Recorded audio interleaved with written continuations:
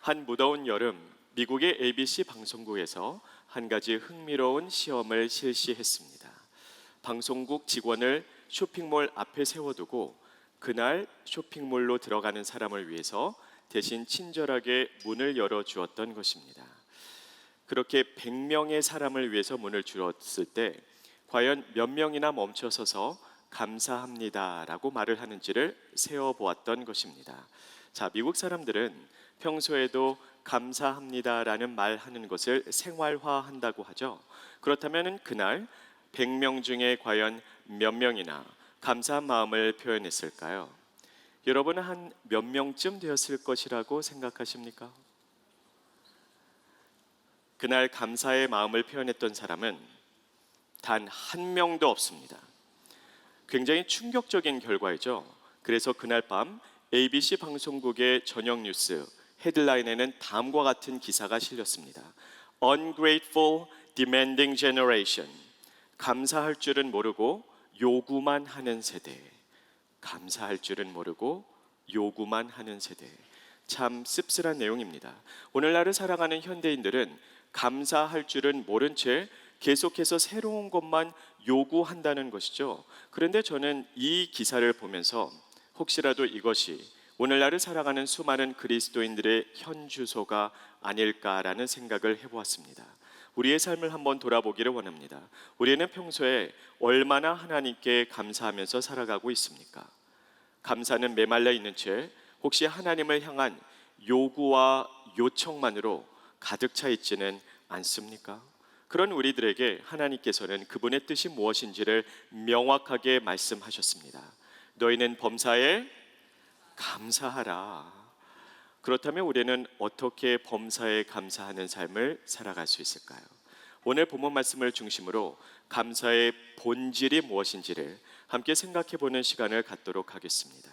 감사의 본질이 무엇인지를 깨달아 범사에 그리고 모든 상황 가운데 감사하면서 살아가는 저와 여러분이 되기를 간절히 원합니다. 그렇다면 감사의 본질이 무엇일까요? 첫째로 감사는 선택입니다. 참 많은 사람들이 흔히 감사는 반응이라고 생각합니다. 우리의 삶에 좋은 일이 계속해서 생겨나면 감사할 수밖에는 없고 반대로 나쁜 일이 계속해서 반복되면 불평할 수밖에는 없다라고 생각을 합니다. 과연 그럴까요? 여러분 주위에도 감사의 조건이 차고 넘쳐남에도 불구하고 감사는 할 줄 모르고 항상 불평만 하는 사람들 분명히 있지 않습니까? 그런가 하면 우리 주위를 둘러보면 적어도 세상적인 기준에서 봤을 때 감사의 조건이 거의 없음에도 불구하고 항상 활짝 웃으면서 감사하는 사람 또한 찾아볼 수 있습니다. 어떻게 이런 일이 가능할까요? 이유는 단순합니다. 감사는 반응이 아니라 선택이기 때문입니다. 오늘의 본문 말씀에 보면 다윗은 이렇게 하나님을 향해 찬양을 하고 있죠. 주님, 제가 만민 중에 주께 감사하며 문나라 중에 하나님을 찬송합니다. 그는 도대체 무슨 일이 있었기에 이렇게 아름다운 감사의 시를 쓸 수 있었던 것일까요? 오늘 본문 말씀의 역사적인 배경이 무엇이죠? 그가 왕좌에 앉아 수라상을 받으며 부귀영화를 누리며 오 하나님 감사합니다 라고 외치고 있었던 것일까요? 아니요. 오늘의 본문 말씀을 기록했을 때 다윗은 어디서 무엇을 하고 있었죠? 자기의 생명을 취하려는 사울 왕의 칼날을 피해 도망 다니다가 동굴에 숨어서 쓴 시가 오늘의 본문 말씀 시편 57편입니다. 그렇다면 여러분도 한번 상상해 보시길 바랍니다. 한 나라의 왕이 나 한 사람을 죽이기 위해서 수천 명의 군사를 동원하여 온 나라를 샅샅이 뒤지고 있습니다. 여러분의 심정이 어떠하겠습니까? 시시각각 다가오는 생명의 위협으로 인하여 극심한 불안감, 두려움, 공포심을 느끼지 않겠습니까? 얼마나 힘들고 괴로웠을까요? 밥을 먹어도 음식이 제대로 넘어가지 않았을 겁니다. 아무리 잠을 자려고 해도 숙면을 취한 날이 단 하루도 없었을 것입니다. 춥고 헐벗고 배고프고 외롭고 억울하며 괴로웠을 것입니다. 그런 상황에서 신세 한탄이 절로 나오지 않겠습니까? 하나님이 얼마나 원망스러웠겠습니까? 불평을 쏟아놓기 딱 좋은 상황입니다. 그런데 어떻게 그는 하나님께 감사하고 하나님께 찬양할 수 있었을까요? 이유는 간단합니다. 감사는 선택이기 때문입니다. 우리는 그 어떤 상황 가운데서도 삶의 모든 환경 가운데 감사할 수 있습니다. 감사는 선택이기 때문이죠. 그리스도만 남을 때까지라는 책이 있습니다. 이 책의 저자인 허운석 선교사님은 브라질 아마존에서 인디어에게 복음을 전파한 사역을 신실하게 감당하신 분입니다. 그러다 어느 날 몸이 너무 아파서 병원을 찾아갔습니다. 암 말기라는 진단을 받게 됩니다. 그때부터 굉장히 고통스러운 투병 생활이 시작이 됩니다. 안 그래도 힘들어 죽겠는데 주위 사람들이 너무나 힘들게 하더라는 겁니다. 그들을 힘들게 했던 주위 사람들의 반응이 두 개가 있는데, 첫 번째는 가장 힘든 순간에 나를 다 떠나가 버리더라는 겁니다. 그들 중에는 아니, 선교사님처럼 하나님 나라를 위해서 헌신했으면 주님이 복을 주셔야지, 병을 주시면 어떻게 합니까? 라고 시험에 들어서 떠나간 사람들도 굉장히 많이 있었다고 합니다. 여러분도 한번 그 입장에 되어보시길 바랍니다. 평소에는 내 곁을 지키다가 내가 가장 힘든 결정적인 순간에 나를 떠나가 버리니 얼마나 극심한 외로움을 느꼈겠습니까? 그 사람들로 인하여 너무 힘들더라는 겁니다. 만일에 그런 일이 여러분의 삶에 일어났다면 여러분 같으면 어떻게 하시겠습니까? 너무 화가 나지 않겠습니까? 불평이 절로 터져 나오지 않겠습니까? 그런데 이 책에 보면은 허운석 선교사님의 남천 되시는 김철기 선교사님의 관점으로 적었던 일기의 내용이 기록되어 있는데요. 선교사님 내외부는 감사했다고 합니다. 아니, 내 곁을 지키던 사람이 내게 가장 힘든 순간 떠나가는 이 참담한 현실 속에서 도대체 무엇이 그렇게 감사했을까요? 우리 화면을 통해서 다 같이 한 목소리로 읽겠습니다. 아내의 암투병이 시작되고 여러 사람들이 우리 곁을 떠났습니다. 어떤 이들은 그렇게 헌신했는데 어떻게 하나님이 암을 허락하실 수 있느냐며 시험에 들었습니다. 2년 전 암이 재발한 후에는 더 많은 이들이 우리를 떠나갔습니다. 그럼에도 보석 같은 주님의 사람 몇몇이 곁에 남아 우리의 고통을 함께 나누어 주었습니다. 누가 하나님의 사람이고 누가 그리스도 안에서 진정한 형제인지 알게 하여 주셔서 감사합니다. 나를 떠나갔지만 그 중에 몇몇은 남아서 내 곁을 지켜주더라는 겁니다. 이 고통과 이 어려움의 시간을 통해서 누가 진정한 동역자인지를 깨닫게 해주셔서 감사하더라는 겁니다. 참 힘든 상황 속에서도 얼마든지 감사를 선택할 수 있음을 우리에게 가르쳐주는 내용입니다. 자, 그들을 힘들게 했던 반응은 두 가지라고 말씀을 드렸죠. 또 하나의 반응은 많은 사람들이 이렇게 와서 너무나 무례하게 말을 하더라는 겁니다. 아니, 뭐 어차피 그리스도인은 죽어봤자 천국에 가는데 뭘 그렇게 연연해 하십니까? 저는 제발 우리 지구촌 교회는 이러한 무례한 말을 내뱉는 사람이 단 한 명도 없기를 간절히 원합니다. 누군가가 고통 중에 있을 때 그 사람의 고통을 한 번도 겪어보지 않은 채 너무나 쉽게 말을 내뱉지 마시기를 바랍니다. 여러분이 설령 좋은 의도로 말했다 할지라도 그 사람의 고통을 공감해 주지 못한다면 그 사람에게는 고스란히 상처로 남게 될 것이기 때문입니다. 만일에 여러분이 암 진단을 받았는데 아니, 뭘 그렇게 걱정하세요? 죽어봤자 천국인데, 이런 말을 들었다면 여러분 같으면 어떻게 하시겠습니까? 뚜껑이 열리지 않겠습니까? 정말 화가 날 것입니다. 근데 그 상황 가운데서도 선교사님 내외부는 감사했다고 합니다. 자, 이번에는 도대체 뭐가 감사했을까요? 우리 화면을 통해서 다 같이 한 목소리를 읽겠습니다. 죽음의 공포를 겪어보지 않은 채 이들이 아주 쉽게 죽으면 되지 뭐가 그렇게 어렵느냐 하는 경박한 표현을 들으면서 과거에 나도 저렇게 쉽게 고통의 문제를 다룬 것들에 대하여 회개할 수 있어서 감사합니다. 그렇게 무례한 말을 내뱉는 저 사람을 보니 한편으로는 화가 났지만 아, 나도 예전에는 저랬구나 라고 생각이 나더라는 겁니다. 물론 그 사람과 똑같은 말을 하지는 않았다 할지라도 누군가가 아파하고 있을 때 그 사람의 고통을 전혀 공감하지 않은 채 너무나 쉽게 말을 내뱉은 내 모습을 회개하게 되더라는 겁니다. 경박한 말을 내뱉는 저 사람을 통해서 나의 부족함과 모자람을 깨닫게 되고 회개하게 되었으니 어찌 감사하지 않을 수 있겠느냐는 겁니다. 사랑하는 성도 여러분, 우리는 모든 상황 가운데 감사를 선택할 수 있습니다. 감사는 반응이 아닌 선택이기 때문입니다. 여러분에게 묻고 싶습니다. 여러분은 오늘 어떤 선택을 하시겠습니까? 나의 삶의 모든 고통과 고난 가운데서도 감사를 선택하는 지구촌교회 모든 성도님들이 되시기를 예수님의 이름으로 축복합니다. 두 번째로, 감사의 본질은 과연 무엇일까요? 감사는 역전입니다. 오늘의 본문 말씀 1절, 우리 화면을 통해서 다 같이 한 목소리로 읽겠습니다. 하나님이여 내게 은혜를 베푸소서, 내게 은혜를 베푸소서. 내 영혼이 주께로 피하되 주의 날개 그늘 아래에서 이 재앙들이 지나가기까지 피하리이다. 이 말씀을 딱 읽을 때 어떤 감정이 들으십니까? 너무나 슬프고 암울하지 않습니까? 하나님 제발 저 좀 살려주세요. 나에게 은혜를 베푸소서라는 내용입니다. 이렇게 시편 57편은 굉장히 암울하게 시작이 됩니다. 그리고 그 내용을 쭉 읽어 내려가다 보면 다윗이 지금 얼마나 괴로운지, 얼마나 고통스러운지, 얼마나 억울한지 자기의 심정을 하나님께 다 토해내고 있습니다.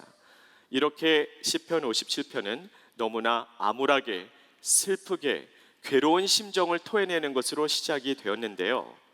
오늘의 본문 말씀의 결말은 어떠할까요? 자, 오늘의 본문 말씀 9절에서 11절, 우리 다 같이 한 목소리로 읽겠습니다. 주여 내가 만민 중에서 주께 감사하오며 문나라 중에서 주를 찬송하리이다. 무릇 주의 인자는 커서 하늘에 미치고 주의 진리는 궁창에 이르나이다. 하나님이여 주는 하늘 위에 높이 들리시며 주의 영광이 온 세계 위에 높아지기를 원하나이다.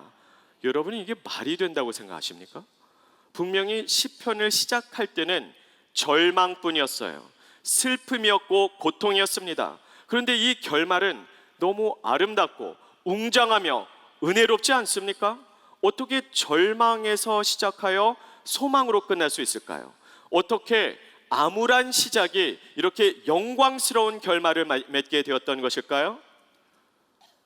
이 대반전의 역사가 어디서부터 어떻게 시작되었다고 생각하십니까? 이 질문에 대한 답을 오늘의 본문 말씀 7절에서 우리는 찾을 수가 있습니다. 7절 말씀, 우리 화면을 통해서 다 같이 한 목소리로 읽겠습니다. 하나님이여 내 마음이 확정되었고 내 마음이 확정되었사오니 내가 노래하고 내가 찬송하리이다. 나의 고통 중에서도, 이 모든 환난 중에서도 나의 마음을 확정하여 하나님께 예배하기로 결단하는 그 순간, 나의 고난 중에서도 감사하기로 선택하는 그 순간, 하나님께서는 그의 삶을 역전으로 이끌어 나가십니다. 우리의 삶에도 삶이 힘들고 고통스러울 수 있겠으나 감사를 선택한다면 바로 그 순간부터 하나님께서는 우리 모두의 삶을 역전으로 이끌어 나가실 것입니다. 성경에 보면 이렇게 역전하시는 하나님에 대한 증언들로 가득 차 있지 않습니까? 사도행전 16장을 한번 보시기를 바랍니다. 바울과 실라는 지금 빌립보 감옥에 갇혀 있습니다. 그들이 도대체 무엇을 잘못했을까요? 잘못한 것이 아무것도 없습니다. 그들은 하나님의 말씀에 순종하여 복음을 전했습니다. 그런데 매를 맞게 되고 감옥에 갇히게 되었다는 것이죠. 얼마나 억울했을까요? 하나님이 정말 원망스럽지 않았겠습니까? 하나님이 저한테 도대체 왜 이러십니까? 라는 푸념이 절로 나왔을 것입니다. 아마 누구라도 그랬겠죠. 그러나 바울과 실라는 어떤 결단을 내렸죠? 사도행전 16장 25절에 보면 그들은 먼저 기도하고 하나님을 찬양했다라고 기록이 되어 있습니다. 그리고 바로 그 다음 순간 놀라운 기적이 일어나기 시작합니다. 지진이 일어나고 모든 옥문이 다 열려버립니다. 그것을 본 간수가 보나마나 모든 죄수들이 도망갔으리라고 생각하여 자결하라고 합니다. 그때 바울이 외치죠. 우리 중에 아무도 도망가지 않았습니다. 사도행전 16장에 나와 있는 가장 큰 기적은 그들이 기도하고 찬양했을 때 옥문이 열리고 지진이 일어났다는 것이 아니라 옥문이 열렸음에도 불구하고 그 어떤 죄수도 도망가지 않았다는 것입니다. 그것이 가장 큰 기적이죠. 왜 그들은 도망가지 않았을까요?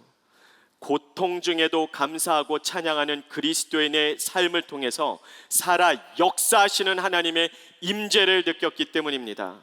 고통 중에 감사하는 모습을 위 그들의 심금을 울렸기 때문이겠죠. 그들을 보면서 간수가 벌벌 떨면서 묻습니다. 선생님들이여, 내가 어찌하여야 영생을 얻을 수 있겠습니까? 바울이 무엇이라고 답을 하죠? 주 예수를 믿으라. 그리하면 너와 내 집이 구원을 받으리라. 간수가 예수님을 영접합니다. 간수뿐만이 아니라 그의 온 가족이 예수님을 믿게 됩니다. 그리고 바로 그 다음 날 바울과 실라는 고위 관리로부터 권유를 받으면서 감옥에서 나가게 됩니다.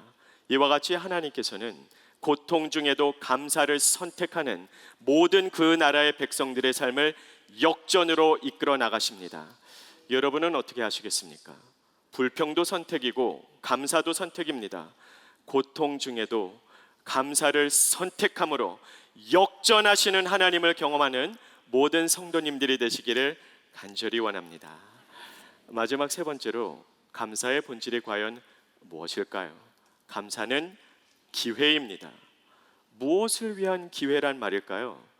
하나님의 마음에 감동을 선사해 드릴 수 있는 기회입니다. 히브리서 11장 6절에 보면 믿음이 없이는 하나님을 기쁘시게 못하나니 라고 기록이 되어 있습니다.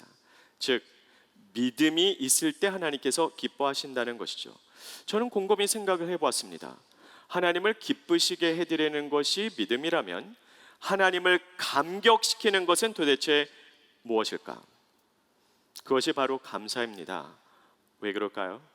감사는 믿음의 최상의 표현이기 때문입니다. 감사는 이미 믿음을 전제로 하고 있습니다. 우리가 고난 중에도 하나님께 감사할 때 이 모든 불가능한 상황 가운데서도 하나님께서 능히 나의 삶을 지탱해 주실 줄로 믿습니다라는 믿음이 전제되어 있습니다. 우리가 환난 중에도 하나님께 감사할 때 이 이해할 수 없는 고통 가운데서도 하나님께서 나의 삶을 책임져 주심을 믿습니다라는 믿음이 전제가 되어 있습니다. 설령 그리 아니하실지라도 하나님께서 나를 이 고통 가운데 건져 주시지 않는다 할지라도 하나님께서 내가 원하는 방식으로 응답해 주시지 않는다 할지라도 하나님은 선하시고 신실하신 분이기에 이 고난 가운데서도 하나님의 선하신 뜻과 목적이 있습니다라고 믿는 믿음을 전제로 하고 있는 것입니다. 그러므로 감사는 믿음의 최상의 표현입니다. 우리가 고통 중에 하나님께 감사할 때 하나님께서는 감격하시지 않으시겠습니까? 오늘의 본문 말씀을 다시 한번 보시길 바랍니다. 오늘의 본문 말씀인 시편 57편은 한마디로 폭풍 속의 노래입니다. 나의 삶에 너무나 괴롭고 힘든 폭풍우가 휘몰아칠 때 하나님께 감사하고 노래하고 있기 때문입니다. 그 모습을 보면서 하나님께서는 얼마나 감격하셨을까를 생각해 봅니다. 저의 대학원 시절 때 제가 공부를 하다가 머리가 너무 아프면 집 앞에 있는 공원에 가서 산책을 했습니다. 그러다 어느 날 제프라고 하는 작은 백인 소년을 만났습니다. 제프는 태어날 때부터 두 팔이 없는 장애인이었습니다. 그래서 그 아이는 친구가 아무도 없었어요. 산책을 할 때는 항상 그의 어머니가 같이 동행을 해주었습니다. 어느 날 제가 그에게 다가가서 말을 건 것이 인연이 되어서 그날 후로 공원에서 제프를 만나게 되면 우리는 함께 대화를 나누면서 교제를 하고는 했습니다. 어느 날 제 생일이 되었는데 제프 어머니가 저희 집에 찾아오셨어요. 그리고 생일 케이크와 함께 생일 카드를 건네주셨습니다. 아주 오래전에 제 생일이 언제인지를 물으셨는데 그것을 아마 기억하고 계셨던 것 같습니다. 근데 제가 받았던 그 카드가 너무 특별했어요. 제프가 직접 만든 카드였기 때문입니다. 거기에는 그림이 그려져 있었습니다. 아주 푸른 풀밭에 공원에 두 사람이 함께 걷고 있습니다. 한 명은 작은 백인 꼬마이고 그 옆에는 눈이 쫙 찢어진 아시안 남자가 한 명 서 있습니다. 저의 모습을 그리는 것이죠. 우리는 한박 웃음을 띤 채 정말 재미나게 즐겁게 대화를 나누는 모습입니다. 그리고 그 밑에는 다음과 같은 문구가 쓰여져 있었습니다. Thank you for standing by my side when no one else would. 제 옆에 아무도 있으려 하지 않을 때 제 곁을 지켜주셔서 감사합니다. 제가 그 카드를 보는데 갑자기 눈물이 뚝 떨어졌습니다. 너무 감격했어요. 제가 그 카드를 보면서 그토록 감동했던 이유가 과연 무엇일까요? 그 그림이 명작이기 때문입니까? 아니면 그 문구가 명언이기 때문입니까? 아니요. 제가 말씀드렸잖아요. 제프는 두 팔이 없다고. 손이 없는 아이가 이 카드를 어떻게 만들었을까요? 한 번도 시도해보지 않았는데 그때 평생 처음으로 제프가 발가락으로 크레용을 잡았다고 합니다. 저에게 감사하는 마음을 표현하기 위해서 그림을 그리고 또 그리다가 망친 그림이 100장이 넘는다고 합니다. 그리고 망쳐서 버리고 또 그리고 망쳐서 버리고 100장이 넘는 그림을 또 그리고 그려서 드디어 완성된 카드입니다. 팔이 없으므로 손이 없었기 때문에 도저히 이 카드를 만들 수 없는 사람이 카드를 만들었기에 감동을 하는 것이죠. 오늘의 본문 말씀으로 돌아와 보시기를 바랍니다.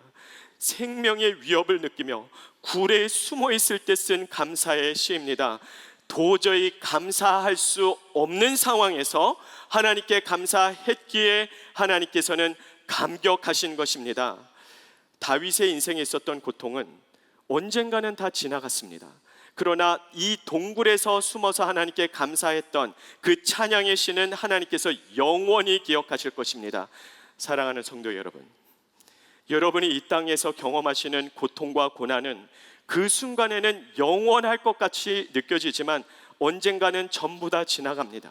이 모든 고통은 다 지나갑니다. 그러나 그 고통 중에서 하나님을 찬양하고 예배하며 감사했던 그 찬양에 대한 울림과 감동은 하나님의 마음에 영원토록 남게 될 것입니다. 그러므로 우리의 삶에 도저히 감사할 수 없는 어마어마한 고통과 환난이 찾아왔다는 것은 너무나도 소중한 기회입니다. 이 기회를 절대로 놓치지 마시기를 바랍니다. 어떤 기회일까요? 하나님께 감사함으로 하나님의 마음의 감격을 선사해 드릴 수 있는 가장 소중한 기회입니다. 그 고통의 시간에 감사를 선택해 보시기를 바랍니다. 언젠가부터 제 마음의 중심에서 활활 타오르는 하나의 열정이 있습니다. 그 열정은 하나님을 기쁘시게 해드리는 수준을 넘어서 하나님을 감격시켜드리는 삶을 살아가는 것입니다. 그리스도인에게 있어서 하나님을 기쁘시게 해드리는 것은 대단한 것이 아니라 지극히 당연한 것입니다. 우리는 처음부터 하나님의 기쁨을 위해 지으심을 받았고 하나님의 기쁨을 위해 부르심을 받았기 때문입니다. 그러므로 하나님을 기쁘시게 해드리는 삶을 살아간다는 것은 기본기를 지켰다라는 뜻입니다. 저는 간절히 기도합니다. 저도 그리고 여러분도 언제까지나 기본기에만 머무르는 삶이 아니라 하나님을 기쁘시게 해드리는 것을 넘어서 하나님을 감격시켜드리는 삶을 살아갈 수 있게 되기를 간절히 원합니다. 어떻게 하나님의 마음에 감동을 선사할 수 있을까요? 도저히 감사할 수 없을 것만 같아지는 우리의 삶의 고통과 환난과 슬픔과 역경 가운데 감사를 선택하시기를 바랍니다. 그 상황 가운데서도 하나님께 감사할 때 하나님께서 감격하시지 않으시겠습니까? 우리의 삶을 통해서 하나님께서 감격하시는 그런 멋진 걸작 인생이 되기를 간절히 원합니다. 오늘의 본문 말씀을 통해서 우리는 감사의 본질이 무엇인지를 함께 생각해 보는 시간을 가졌습니다. 감사는 선택입니다. 감사는 역전입니다. 감사는 기회입니다. 삶의 모든 상황 가운데 감사를 선택함으로 우리의 삶에 살아 역사하시는 하나님을 체험하며 그 하나님을 감격시켜 드리는 우리 지구촌교회 모든 성도님들이 되시기를 예수님의 이름으로 축복합니다. 이 프로그램은 여러분의 미디어 선교 후원으로 제작되었습니다. 선교는 사명, 후원은 동역. 당신도 복음을 전할 수 있습니다. 선교 후원 02-6333-1003번